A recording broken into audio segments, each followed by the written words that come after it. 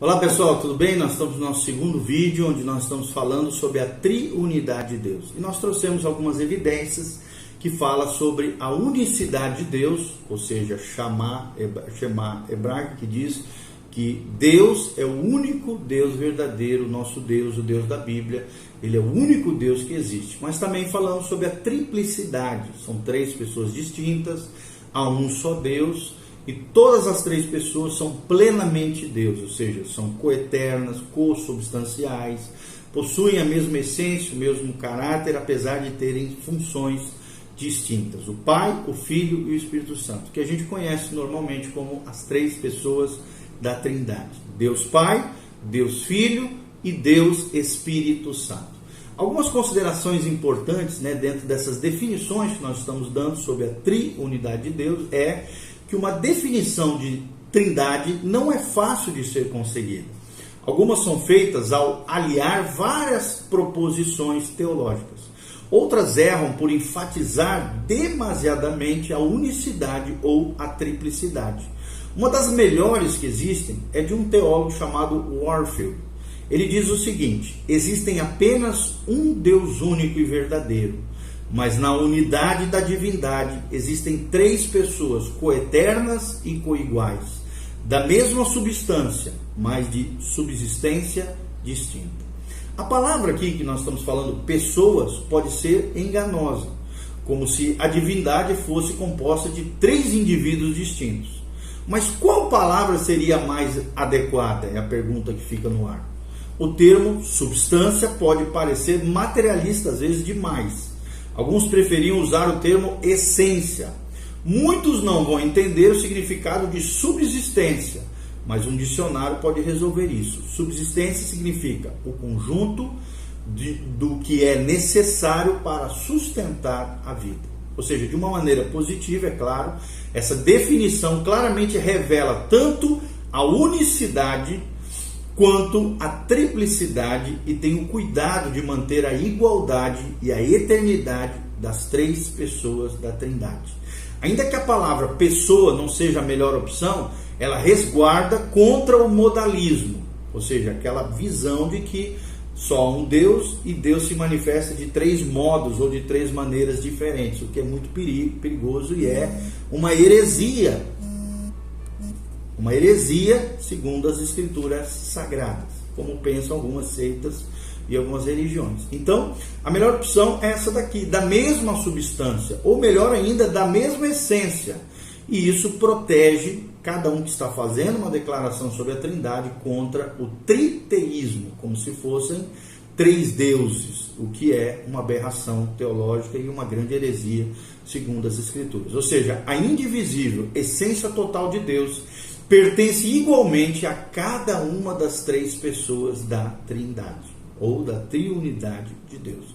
João 10,30, quando ele fala eu e o Pai somos um, expressa de forma belíssima o equilíbrio entre a diversidade de pessoas e a unicidade, a unidade da essência do próprio Deus. Quando ele fala eu e o Pai, claramente ele distingue duas pessoas, e o verbo somos está no plural. Ou seja, um é algo neutro, ou seja, um em natureza, um em essência, um em substância, mas não uma pessoa apenas, mas até nesse trecho nós vemos duas pessoas distintas. Logo o Senhor distingue então a si mesmo do Pai, ou seja, Cristo se distingue como alguém, uma pessoa diferente do Pai, e ao mesmo tempo clama pela unidade e igualdade que ele mesmo tem com o Pai, segundo João 10,30. Eu e o Pai somos um. Então, tradicionalmente, o conceito de trindade tem sido visto como o quê? Primeiro, uma perspectiva ontológica, uma perspectiva do ser do próprio Deus. Segundo lugar, como uma perspectiva econômica ou administrativa. O que é isso? Vou explicar agora. A trindade ontológica concentra-se nas operações pessoais das pessoas. A chamada, em latim, opera ad intra, ou seja, a obra interior ou as propriedades pessoais pelas quais as pessoas são distintas. e também está relacionada com a geração ou filiação e o processo que procura indicar uma ordem lógica dentro da Trindade. Mas de modo algum implica desigualdade, prioridade de tempo ou grau de dignidade, até porque eles são co-iguais. Geração e processo ocorrem dentro do ser divino e não trazem consigo ideia alguma de subordinação de essência. Assim, visto de maneira ontológica, pode-se dizer sobre as pessoas da Trindade que, em primeiro lugar, o Pai gera o Filho e é dele que procede o Espírito, ainda que o Pai não seja gerado nem proceda de outro. Segundo lugar, o Filho é gerado e dele procede o Espírito Santo, mas ele não gera nem procede. Terceiro lugar, o Espírito Santo procede tanto do Pai quanto do Filho, mas não gera, nem é dele que os outros procedem. Ok? O que a gente pode ver, segundo Boswell, é que a geração não é uma doutrina baseada na exegese, mas sim nesse entendimento teológico. Entretanto, o conceito que ele tenta apresentar não está fora das Escrituras, e certamente a doutrina da filiação está nas Escrituras. A frase geração eterna é simplesmente uma tentativa de descrever o relacionamento do Pai e Filho na Trindade. Ao usar a palavra eterna, protege-a de qualquer ideia de desigualdade ou de temporalidade. Mas, se alguém decide usar ou não a ideia da geração eterna, a relação de coigualdade do Pai e do Filho deve ser confirmada. A geração eterna não deve estar baseada apenas no Salmo 2,7, mas nos demais trechos das Escrituras. A processão do Espírito parece ser um conceito mais bíblico e mais fácil de se enxergar, com base, por exemplo, em João 15:26.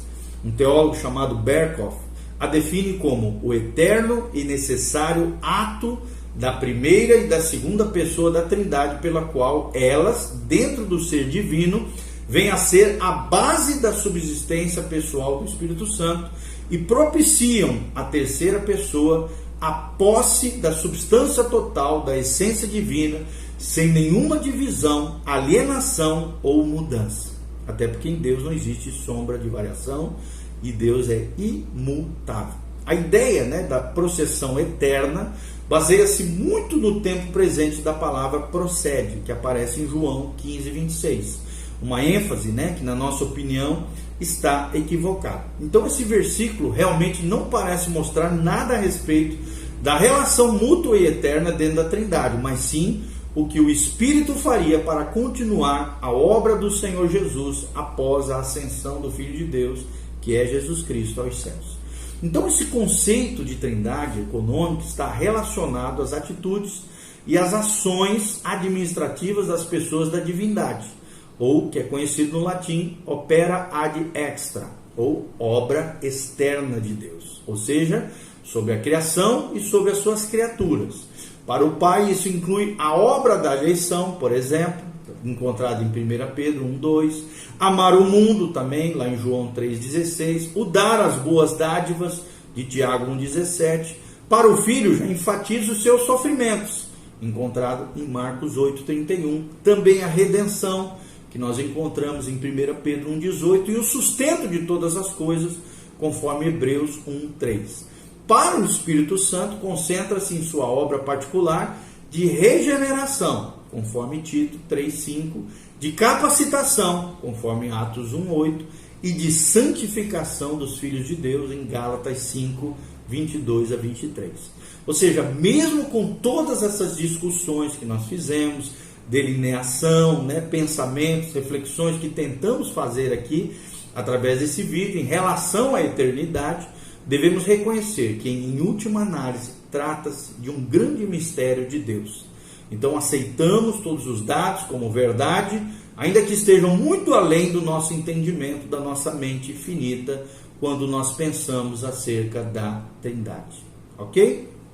Então, nós vamos falar um pouquinho mais sobre Trindade no seguinte vídeo, em nome de Jesus. Que Deus abençoe a sua vida, o seu coração. Louvado seja o nome de Deus. Amém e amém.